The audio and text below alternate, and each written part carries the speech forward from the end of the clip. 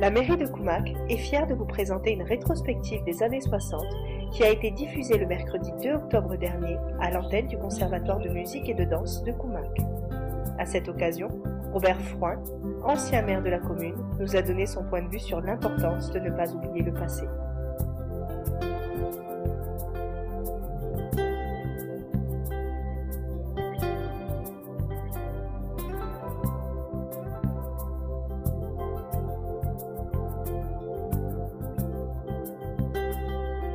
Ah ben ma femme, elle est ravie. En plus, elle s'est revue plusieurs fois sur les films.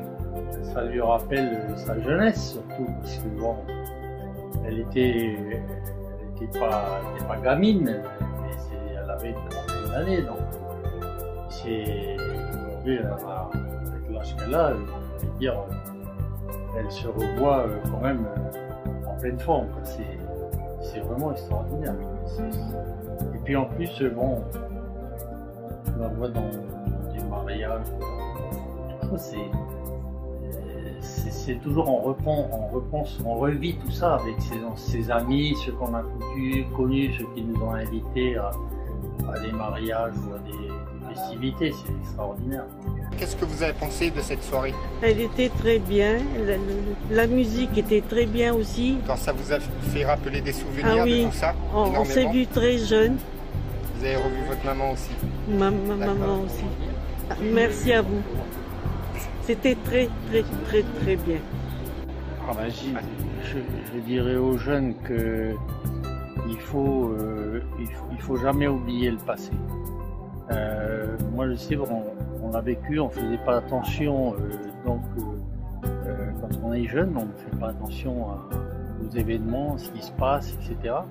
Et puis après, les années passent et on a beaucoup de regrets, parce que même avec nos parents, il y a des choses qu'on n'a jamais su, et c'est trop tard. Aujourd'hui, c'est trop tard. Et ça, c'est un peu regrettable. Alors, ce que je dirais aux jeunes aujourd'hui, c'est de jamais oublier de questionner les parents, de leur parler de leur passé, de leur vie, qui était difficile, qu'ils ont pu mieux vivre.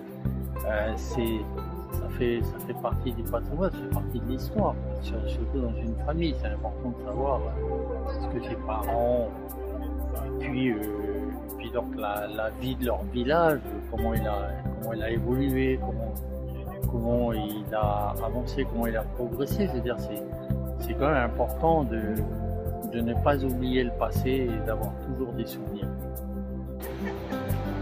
Koumak a une sacrée histoire, c'est le cas de le dire. Koumak a une sacrée histoire. On ne peut pas tout raconter, mais ce serait long. Puis en plus, on se souvient de certaines choses où malheureusement on n'a pas de documents qui sont restés. C'est un peu dommage. C'est dommage. Mais c'est comme ça. Et puis voilà, il faut continuer à faire de la recherche, il faut continuer à pouvoir récupérer des documents. Il y en a peut-être qui sont encore cachés, qu'on n'a pas trouvés, il y a des gens, des fois, ils ont du mal à les sortir des documents qui leur appartiennent, ils ont peur peut-être qu'on ne leur rende pas ou qu'on tire. Voilà, je crois que ça c'est quelque chose d'important. Est-ce qu'il y a urgence à récupérer les informations? Ah oui, bien sûr qu'il y a urgence. Je trouve que c'est un peu dommage d'ailleurs qu'il y a beaucoup de choses qui ont été faites perdues. Pourquoi? Parce que on n'a pas fait attention à ça, on n'a pas fait attention au temps qui passe. Et le temps passe, et puis il y a des gens qui s'en vont, il y a des gens qui disparaissent, malheureusement. Et puis on se dit, ah tiens, mais ça, oh là là, puis c'est trop tard. Alors ça, c'est dommage. Il y a des choses qu'on ne retrouvera pas, il y a de l'histoire qu'on ne retrouvera pas, parce que c'est resté dans les cœurs de chacun, dans l'intimité de chacun, on dirait même, parce que des fois, les gens gardent ça un petit peu pour eux, ils n'en parlent pas. Moi, je sais que personnellement, avec mes parents, je regrette de ne pas leur avoir posé de questions. Aujourd'hui, je me dis, mais pourquoi Et eux nous racontaient rien, ils ne nous parlaient pas, ils ne disaient rien. Ça, c'est très dommage. Super, très bien. Les D'accord. années 1960, c'est vrai que nous, on n'était pas là, mais c'était super. On a bien aimé. Toi, Elisabeth, un petit mot? Ah, moi, j'ai reconnu mon frère qui travaillait pour M. Froin. Georges. Oui, Oui, Georges. Et puis Robert, il travaillait sur les pelles. Les bulles. Ils ont appris avec Ah oui, Robert c'est Froin. vrai. le magasin Vival avec? Oui, mais là, c'est neuf parce que avant, il y avait les pompes à essence. Moi, quand j'ai travaillé du temps de Madame Desborcines, moi, j'ai une photo où il y a les pompes à essence parce que nous, on servait. Ah, d'accord. Ah oui, et là, il y avait les pompes à essence. C'est vrai, t'as raison, Isabelle. Et là, quand ils ont montré les fêtes là-bas, nous, on était petits, mais on donnait la main. Sur 2 jours, on travaillait avec ma mère, là-bas, pour les kermesses. C'est ça qu'ils disaient, il y avait des champs de course, il y avait des courses, et nous, on donnait à la kermesse. D'accord. Bon, ce soir, On va dire quoi? je sais pas. Qu'est-ce que vous avez à dire tous les deux? Que c'était très joli, que c'était très bien fait. Voilà, et que moi qui n'ai pas vécu ces années-là, ça fait plaisir de découvrir cette période de leur vie. Parce que moi maintenant j'ai connu Clébali en 2004. Voilà. Et toi, Dominique? Moi, je dirais que c'est très bien, c'est bien de penser à ces années, mais moi, j'aurais pensé que quelqu'un qui pourrait raconter l'histoire en même temps, présenter les personnes, parce que c'est pas toujours, voilà, mais sans ça, c'était très bien fait. C'est le seul reproche que j'ai à dire. Moi, je trouve que c'était une super soirée pour la première du mois du patrimoine, avec de superbes images et voilà, on a revu des lieux et des gens.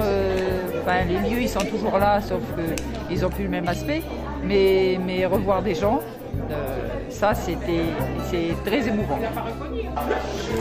Je crois que ça traduit en fait le travail que Pascal a fait depuis toutes ces années. Je pense que c'est un bel hommage qu'il rend aux gens et on sent exactement tout ce qu'il a voulu sortir en fait de ce qu'il a appris, de ce qu'il a voulu communiquer.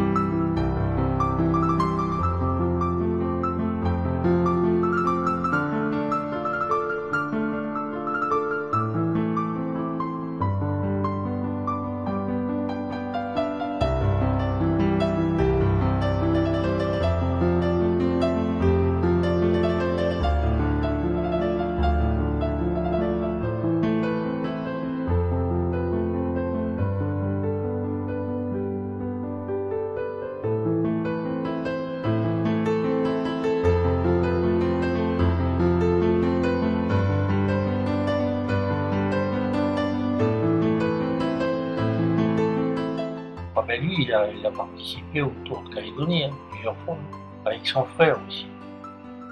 Son frère, il s'appelait Louis, il était très courageux, ils étaient très courageux, mais surtout Riquet qui a fait plus de tours que son frère.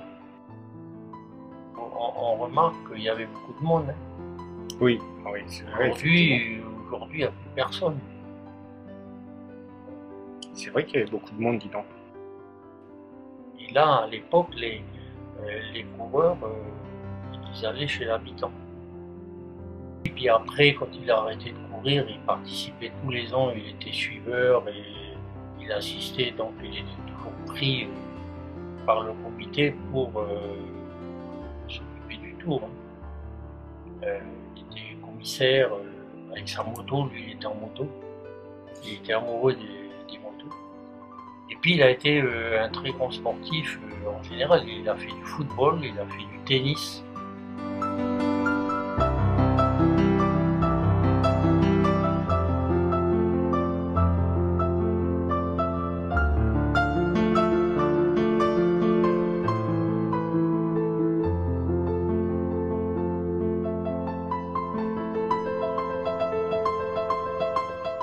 Lui, par exemple, quand il a arrêté après de courir, il suivait le tour, comme je le disais tout à l'heure, il était commissaire, tout ça, mais il avait aussi la tâche de réunir de l'argent pour les primes.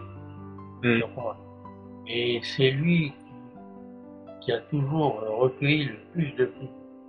Pour les coureurs cyclistes. Ah ouais, il D'accord. récupérait 600 000 à 700 000 francs tous les ans. Il était fort pour ça. Et ça marchait bien avec lui.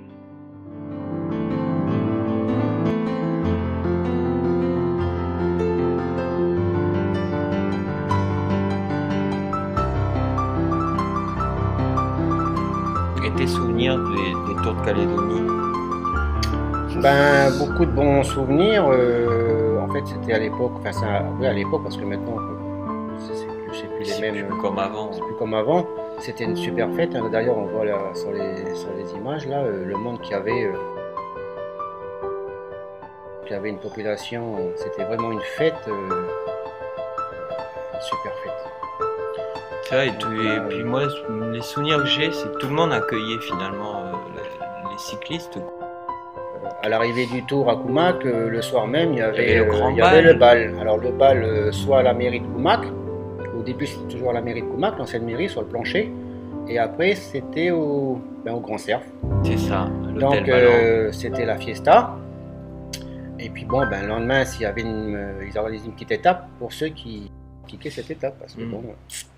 Ouais. Ils faisaient la fête, quoi. Ils se faisaient, ouais. C'était vraiment des grandes fêtes. Je m'en rappellerai toujours que... Donc nous, on recevait un coureur à la maison qui s'appelait Loutafou. Et lui, c'était le seul coureur qu'on recevait à la maison avec son soigneur, puis 2-3 suiveurs. Je me rappellerai toujours que le lendemain de fête, ils arrivaient à la maison... Ils dormaient sur des matelas qui étaient posés un peu partout dans la maison. Voilà, donc c'était qui était pas trop joli à voir, mais bon, ils avaient fait la fête. Ils méritaient ça. Puis bon, on était gâtés avec le Tour, la caravane.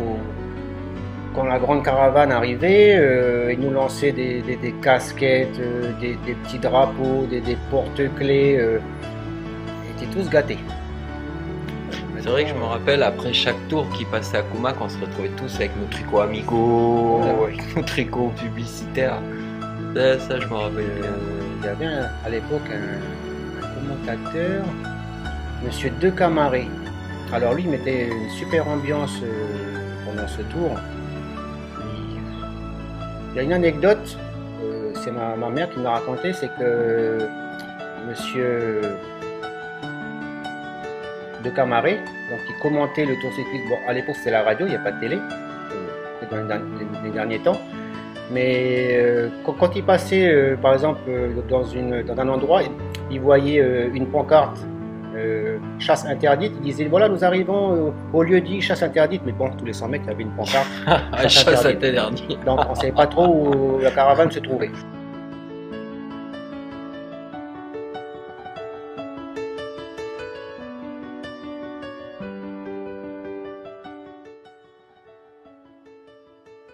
Ouais, alors là, c'est l'équipe de France d'athlétisme avec Paul Pognewa, Guy Drut, il me semble, Arnold Bier, lanceur de poids, dont la maman était originaire de Vaud. Et il me semble qu'ils étaient venus à l'initiative de Monsieur Gilman et Monsieur Aran, donc, qui était prof à l'époque, mais qui avait fait de l'athlétisme de haut niveau. Et voilà. Il avait battu où le record? C'était un championnat de France. Je me souviens de Pognewa, de Guy Drut. Parce que c'était son grand copain là.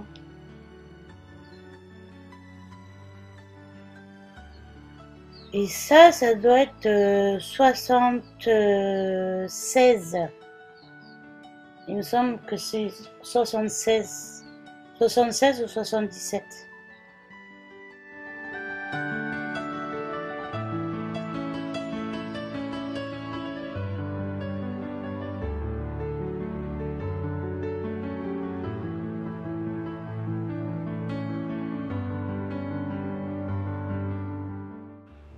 Plutôt à la fin d'une manœuvre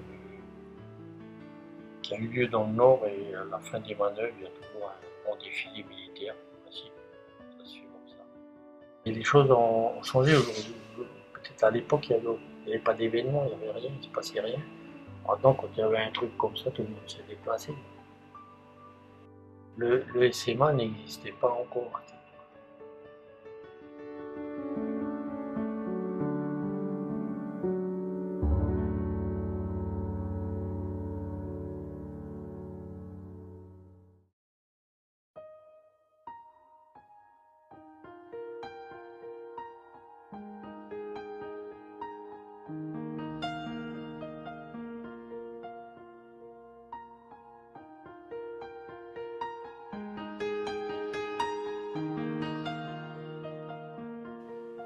Donc c'est Tibagi dans son ensemble. Qu'est-ce que tu peux me dire sur Tibagi? Là, on aperçoit les logements de célibataires, en particulier là-bas le bâtiment des Italiens. Là, les quelques maisons individuelles qui séparaient ça des logements des Wallisiens qu'on va voir maintenant, les voilà derrière justement.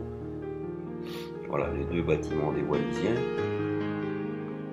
Et là, c'est déjà une période où ça a été abandonné parce que la route est très délabrée. Ça, c'est le concasseur de cailloux qui est près du local des Italiens. On concassait les cailloux de la décharge, là. On voit les flancs. Ça, c'est déjà des années après. Ça, c'est la partie en dur du logement du cuisinier de la cantine, M. Flotta. Ça, c'est le garage à écrouler. Dire laquelle je ne sais pas, on voit là-bas le magasin industriel, le club au fond là-bas, les tenues vestimentaires, tiens, Monsieur Blanc, avec son reconnaissable chapeau qui accompagne un visiteur. Oui, l'atelier de mécanique qui a encore une porte alors que maintenant elle n'en a plus. Ça c'est la menuiserie, le magasin industriel, voilà. Ah oui, les voitures ne sont pas de l'époque de Tibagi. Ça doit être pris dans les années 72 ou 75. Oui, on est bien dans les années 70. Voilà, là, on reconnaît la lampisterie, la plaque du téléphérique qui est toujours sur la plaque commémorative de M. Colleux sur le téléphérique. M. Henri Blanc qui a été le gardien pendant des années du village de Tibagi, oui, c'est déjà pas mal en ruine. Te dire où c'est ça, c'est des maisons typiques de Tibagi, mais malheureusement tout ça s'est tombé depuis. C'était déjà, là à l'époque de ce film, c'était déjà bien délabré, donc c'est au moins les années 75. Oui, sur la route, voilà, ça c'est la route qui descend. Là-bas, les logements des cadres.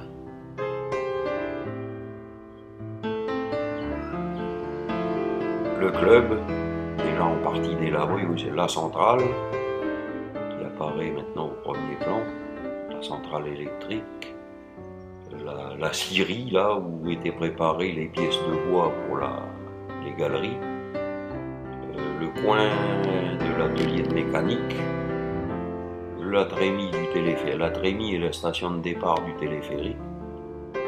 Là, on revient à la centrale en coin avec les cuves d'air comprimé. Donc là-haut, la boulangerie et les premiers centaines de mètres du téléphérique. Le bulldozer qui y est toujours, garé effectivement près de la centrale. Décharge avec... Qu'est-ce que c'est que ça? Je ne situe pas trop celui-là. Là c'est assez vague comme... C'est des panoramas évidemment de Thiebagui. La maison... L'école, la buanderie de l'école qui est maintenant un sanitaire handicapé. Le logement d'infirmière et au fond là-bas l'infirmerie. Ça c'est le premier niveau. Là-bas on revoit le bureau, l'école des petits tout à fait au fond là-bas, la vallée de Néoué. Est-ce qu'on va revoir plutôt une vue générale, on revient sur. Alors cette 2001 là, qu'est-ce que c'est? Ah ben c'est le club. Oui, c'est le club vu de travers avec la direction, avec encore ça la centrale électrique, le magasin industriel, l'atelier de mécanique en partie ravagé, le magasin Ballon encore entier, la boulangerie avec la toiture toute rouillée, ça c'est l'infirmerie. L'hôpital. Oui, quand on dit l'hôpital.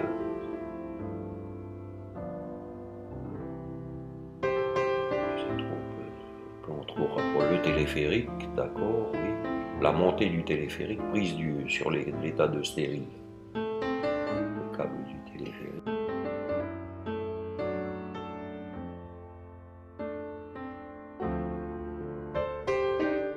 Donc on voit des pylônes du téléphérique là qui sont sur la montagne même et qui vont partir vers Bagouli. Ça part, on attaque la descente de Bagouli. Tout ça maintenant est complètement rongé par la rouille, écroulé. Nous on a récupéré que la partie intérieure du vieux village. 6 km 500 de long entre le chargement à Thiebagui et le stock à Pagoumé. Là on est arrivé au bord du cratère. L'exploitation du chrome. Ça c'est ce qui est la première partie d'exploitation à ciel ouvert, dont il reste actuellement ce grand trou.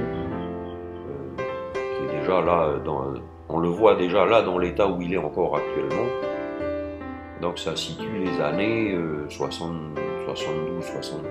La première exploitation à ciel ouvert, et donc à l'époque en fait, ils creusaient comment ça? Ah ben c'était à la main, hein. C'était tout du travail manuel. Il n'y avait pas la seule mécanisation entre guillemets, c'était l'évacuation au lieu de se faire avec des brouettes, se faisait sur des chariots. Sur rail, mais qui était poussé à la main.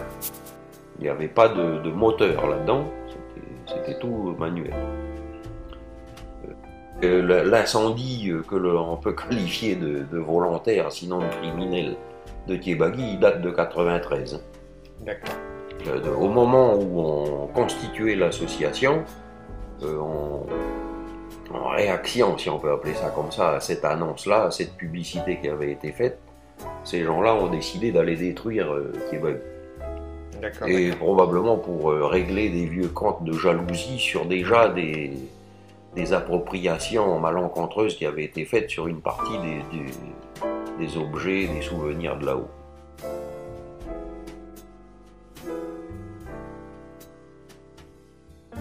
Chagrin, par contre, il y avait ce qui n'y était pas à Thiebagui, il y avait une laverie. La laverie, ça consiste à trier le chrome, à broyer finement le chrome, et donc toutes les particules qui ne sont pas, qui sont des stériles, on les balance. Et donc ça a fait un amas de stériles qui a complètement bouché la rivière Fridolin. Si actuellement on passe sur un radier à la Fridoline, tout le dessous du radier, sur 4 ou 5 mètres d'épaisseur, ce sont des poussières stériles, instables, parce que le vrai cric, c'est celui qu'on voit en bas. Okay. Et il devrait ça aussi remonter, mais tout est resté là, bloqué, et tout ça s'est chargé. Donc ça doit être... oui, ce sont des bassins, on voit exactement, je connais un petit peu le site de Chagrin, mais j'en connais pas vraiment son histoire.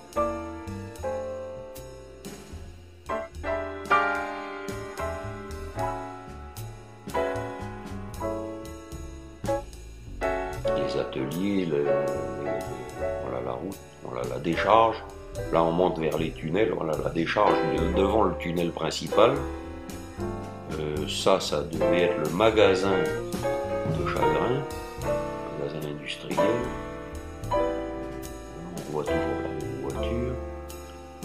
Ça voilà, ça c'est l'atelier, la centrale électrique de Chagrin et les ateliers. Ok, là je m'y retrouve, d'accord. Le pan de graissage qui est maintenant disparu, cassé, parce que les gens avaient pris l'habitude d'aller faire les vidanges de voitures et laisser tous les déchets là-bas sur place, donc ça a été détruit. Ça c'est une vue générale du village de Chagrin. La vieille voiture de Chagrin, qui est restée des années là sur le terre-plein devant chez Madame Bouteille. Là c'est dans la cour de l'internat, de l'autre côté, c'est-à-dire la cour arrière de l'internat, où il y avait des classes de CP. Là, CP, là. Ouais. Voilà, ça c'était les classes de CP au fond. D'accord. Les classes de CP, alors tu avais 3 gros badamiers, là, 4 gros badamiers. Donc voilà, ici on avait l'infirmerie, là, sous l'escalier, là.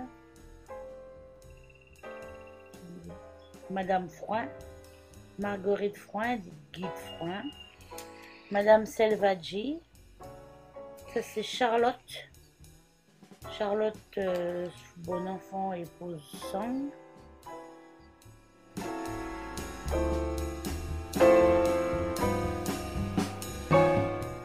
C'est l'école primaire parce que à ce moment-là, tu avais le collège à l'étage de ce qui est internat maintenant. Tu avais le primaire en bas.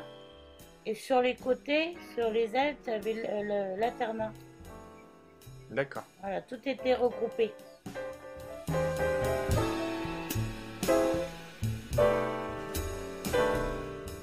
Déjà, les CM1, CM2 étaient à l'emplacement actuel. Charles Mermoud. Voilà, à l'école Charles Mermoud. Pas Charles Mermoud encore.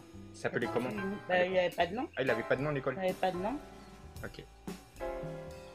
Et la maternelle? Et la maternelle était aussi là. À l'internat là? Oui. Ok. Il y avait 2 classes de maternelle parce qu'à l'origine, tu n'avais pas de section de petit, moyen et grand, tu rentrais à 5 ans. Alors, on a Madame Raillard, Monsieur Roy. Et donc là, c'est une classe de maternelle avec l'enseignante, c'est Madame Song, Charlotte. Et les classes se situaient dans les salles sous l'internat actuel.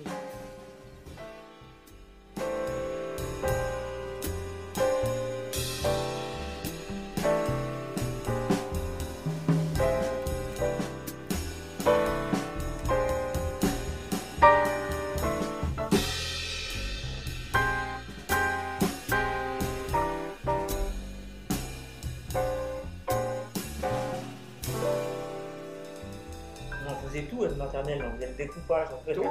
Ah, tout. Préparer les tartines. Les tartines, tout, on faisait tartines tout. beurrées avec confiture, avec le petit mytho. Voilà.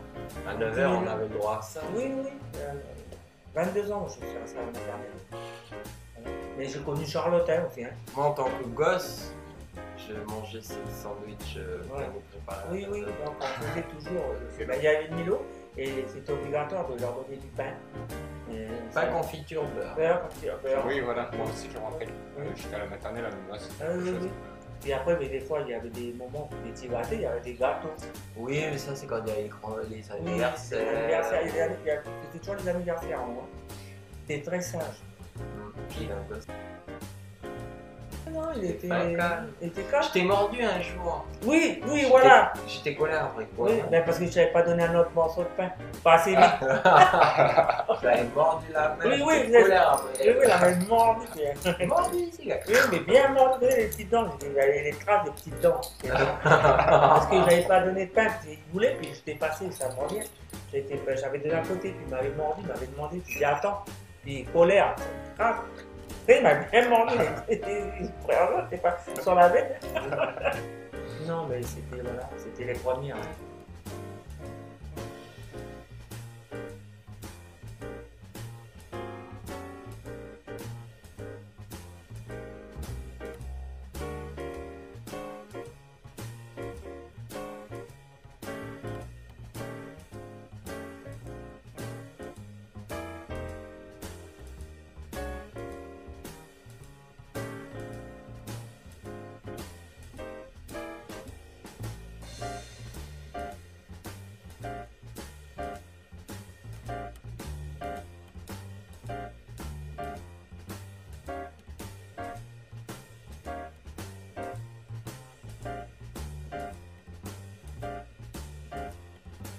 Ça, c'est un énorme. C'est qui ça hein? Oh, c'était la famille, c'était Janine avec la famille Point, avec la famille Cross, c'était tous les enseignants. Oui, les enseignants. Oui, toujours. Souvent, c'est pas comme souvent ils se retrouvaient, souvent tous les enseignants. Non, c'était comme une famille. Mais après, on a vu qu'au les années ça a changé. Hein. Oui, parce que on a grandi, après il y a 10 mois, c'est plus pareil. Mais c'était la grande famille avant. Vraiment, c'était la grande famille. Dès que tu avais une famille qui sortait en pique-nique, tu avais 2-3 familles qui suivaient, tu avais tous les gamins ensemble. Mais chez nous, tout le monde passait, parce que mon père était sculpteur.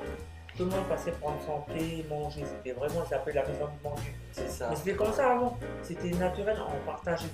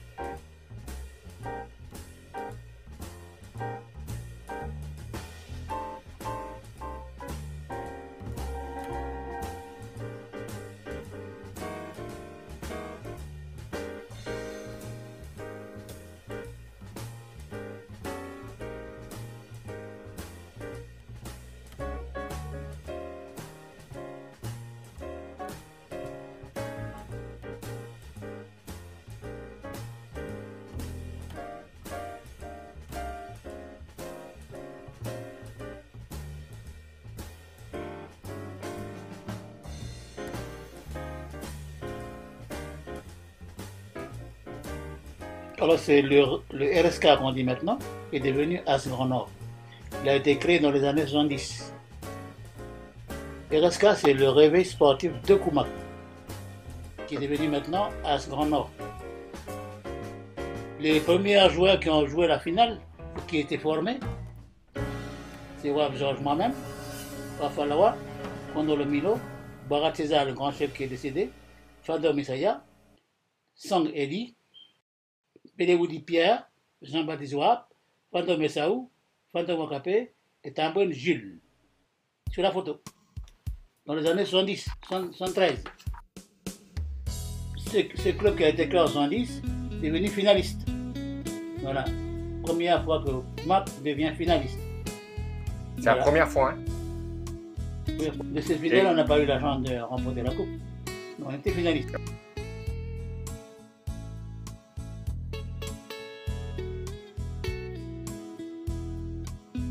À partir de 73, Québec est né. J'ai remis un autre club, ça s'appelle Québec de Koumak. C'est la même chose, mais RSK reste RSK, Québec est nouveau. Il a été créé en 73, il a gagné la finale en 76. En 76, la finale Coupe de Calédonie. Et 117 championnat. Voilà comment est né le football, comment est né le football que je connais, que je ne peux pas t'en dire avec les photos à l'image. RSKA avec les premiers joueurs, Finalis avec les premiers joueurs, Québec Sport avec les joueurs qui ont finalement gagné le sport. Le but c'était de remporter quelquefois, amener la coupe à Koumak, dans la commune de Koumak, qui appartient à la commune de Koumak. C'est l'histoire du football à Koumak. On a créé, le Québec Sport a été créé en 1973. La première résultat qu'il a eu, c'est en 1976, donc 3 ans après. 3 ans après, il y a eu 76. La Coupe de Calédonie. Et 77, l'année après, championnat. Mais Québec, dans l'histoire du football calédonien, est le seul, que je peux prétendre dire, est le seul à faire 3 ans d'existence et gagner la Coupe. Que 3 ans. Né en 73, gagné la première Coupe Calédonie en 76 et le championnat en 77.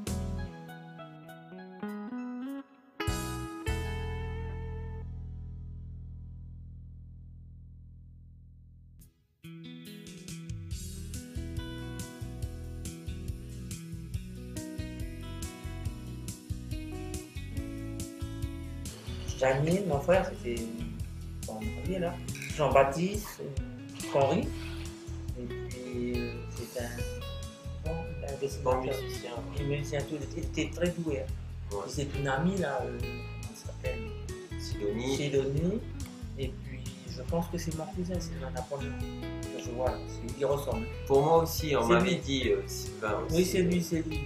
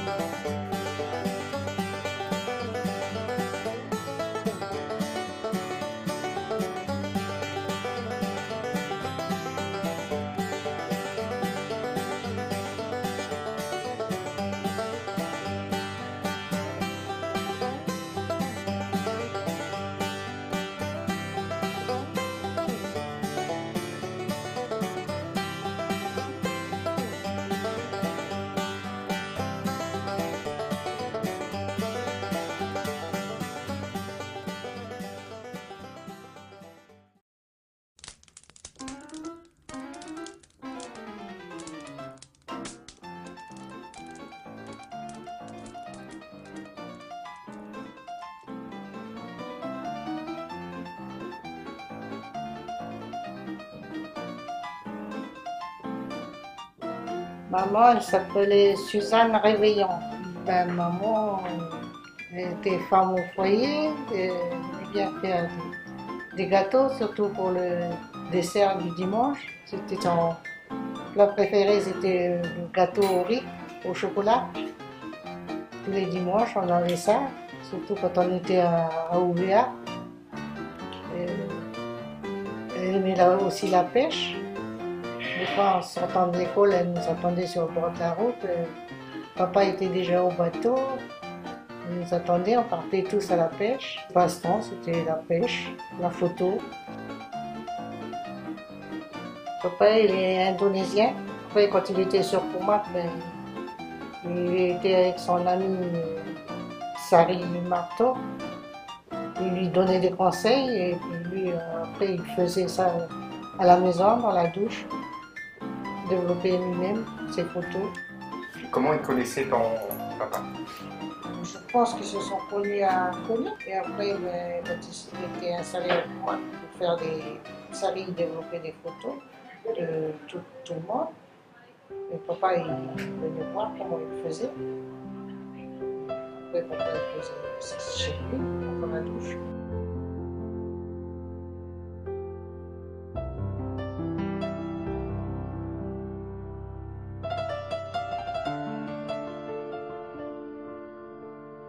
Victor Sari Marteau Taroeno, né le 25 avril 1925 à Koné, a exercé plusieurs métiers, notamment celui de forgeron, avant d'arriver à Thiébagui en décembre 1949 où il fut employé comme mécanicien. Sari Marteau était un homme passionné et curieux. C'était un autodidacte. Sur Thiébagui, il a créé son groupe, les Hawaiian Orchestra, puis plus tard les String Bands.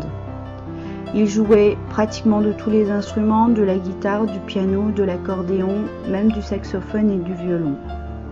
Pour développer son orchestre, il a aussi fabriqué des instruments de musique, guitare et même une contrebasse. Il était très habile de ses doigts et parfois il lui arrivait d'inventer des outils pour faciliter son travail et celui de ses collègues à la centrale de Thiébagui. Il sculptait la nuit lorsqu'il était à son poste pour ne pas s'endormir. Mais sa plus grande passion a été la photographie. Tout en travaillant à la mine, il a ouvert son premier labo photo où il a immortalisé tous les événements, mariages, fêtes, réceptions et cérémonies religieuses du village. Dans son studio qui se trouvait près de son salon, il peignait des décors pour des photos souvenirs de personnes, de familles, ainsi que pour des photos d'identité. Quand la mine eut fermé, il est descendu avec sa famille sur Koumak, où il a exercé le métier de maçon, mais tout en continuant sa passion et en créant photo art. Il avait toujours la tête pleine d'idées nouvelles et d'envie. Il a fabriqué son bateau, passionné de pêche à la gaule, il fabriquait ses leurres lui-même, continuait sa musique, ses sculptures ou souvent dessiner. Il adorait aussi s'amuser, recevoir et surtout partager. L'ambition et l'argent ne le rongeaient pas. Il voulait être heureux et était toujours disponible. Sa maison était toujours ouverte à tout le monde. Je me souviens d'un homme très calme, très réfléchi et très patient. Il est parti en juillet 1986 en nous laissant le sentiment d'un travail inachevé.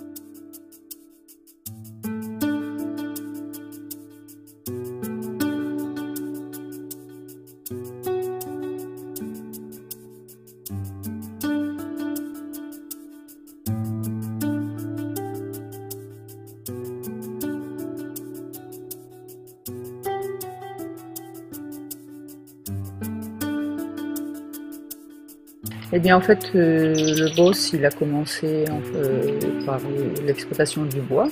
Ensuite, il s'est lancé dans la mine, et donc d'abord dans le nord.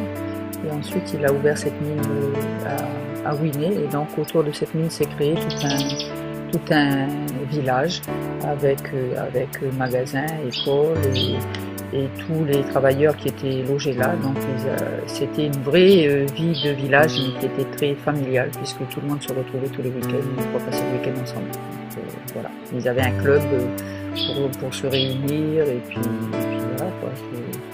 Ça a été une vie très riche, très riche dans tous les domaines en fait.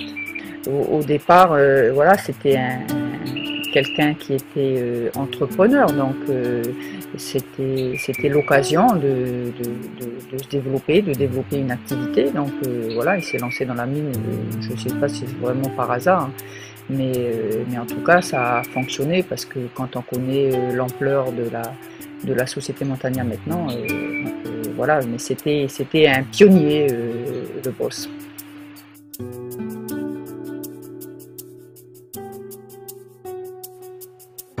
Ça, c'était les fils Marcel, Gilbert Marcel, qui était venu avec ses copains. Oui, ils avaient fait, oui, je me souviens de ça. Ils étaient venus, ils avaient fait la course. Et puis, ils avaient fait un petit rallye en bas à la mer. Oui, ils avaient fait un rallye. te rappelles des farés qu'il y avait à la maison? Ben, je comprends. Alors, tu avais le faré à Olga. Oui, Olga. Qui était oui. de ce côté-là. Oui, oui.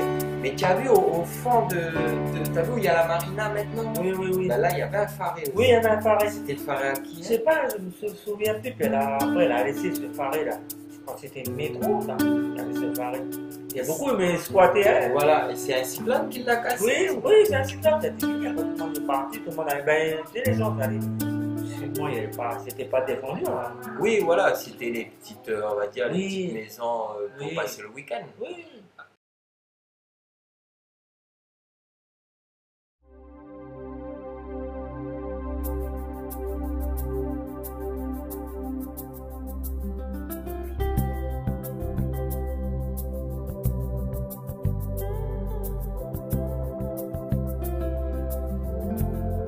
Nous espérons que ces films des années 70 vous ont plu. N'oubliez pas de venir à la prochaine projection des années 80 qui est prévue le jeudi 17 octobre à 19h30.